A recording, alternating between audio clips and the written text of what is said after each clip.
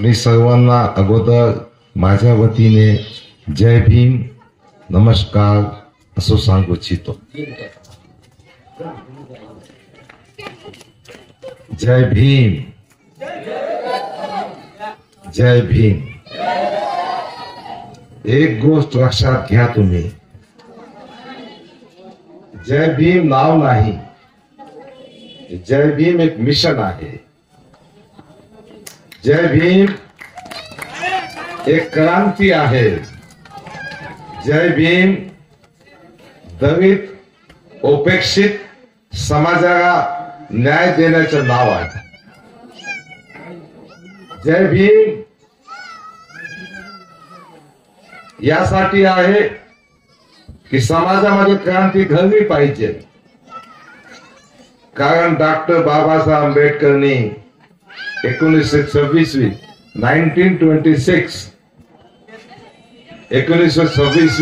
वर्षात काय केलं होतं.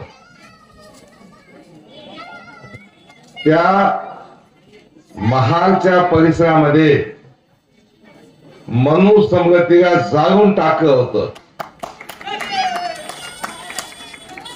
जय भीम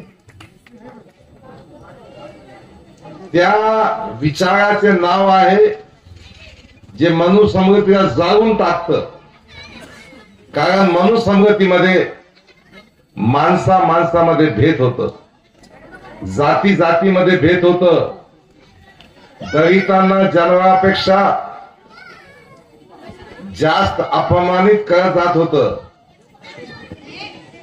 आणि तुम्ही त्यांचे वारस आहे. जय भीम म्हणून गप बसायचे नाही. जय भीम म्हणून संघटित व्हायचं, आपल्या मुलांना शिक्षण द्यायचं आणि आपण संघर्ष करायचं. मी ह्या सांगायचं तुमच्या समोर आलं.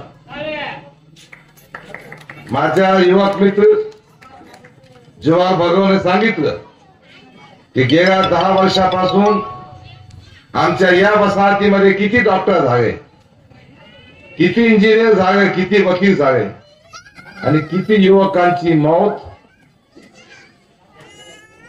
दारूने झालेली आहे. माझ्या माता भगिनींनो, माझ्या वरिष्ठ नागरिक भावांनो, माझ्या युवकांना समजून घ्या.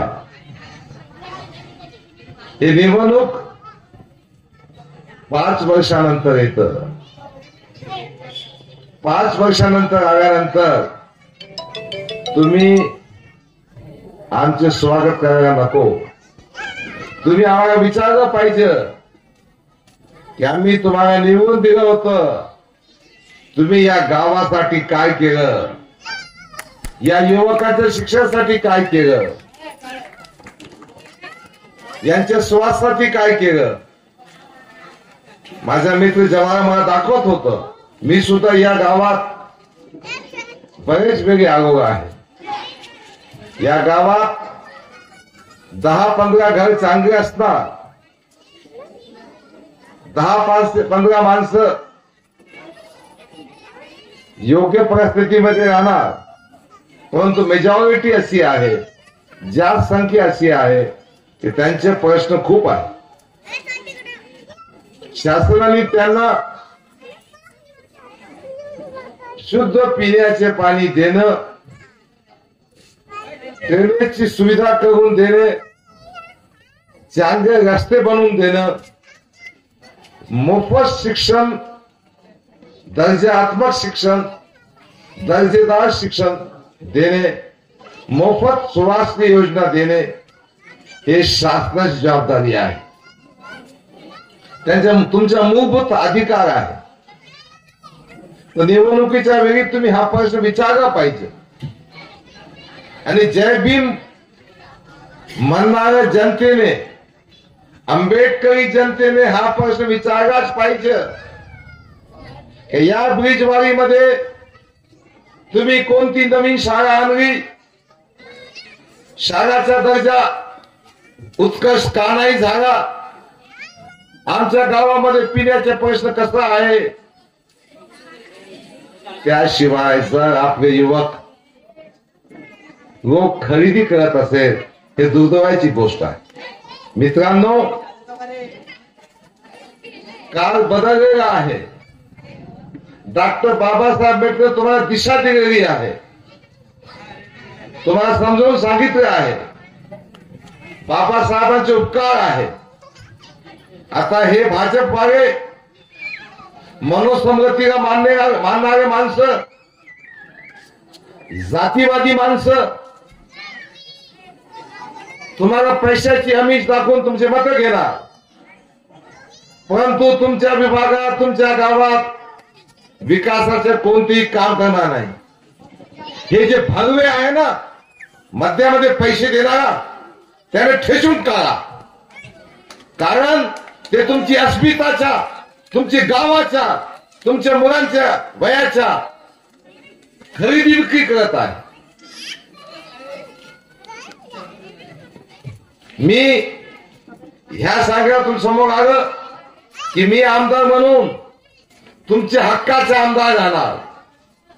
या वसाहतीमध्ये पिण्याच्या पाण्याची दुरुस्त शुद्ध पिणं ते माझी जबाबदारी असणार.